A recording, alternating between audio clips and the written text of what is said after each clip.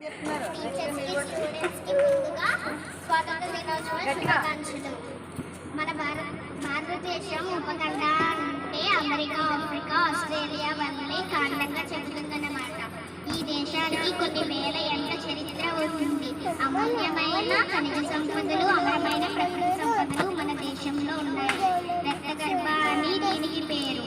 ఈ సంపదలపై కళ్ళు వేసి విదేశీయులు మన దేశంలో పాగా వేసి నక్కజింతులతో మన దేశంలో మనల్ని బానిసలు చేశారు. ఎందరో వీరుల త్యాగఫలం మన దేశానికి ధ్యాస విముక్తిని కలిగించింది.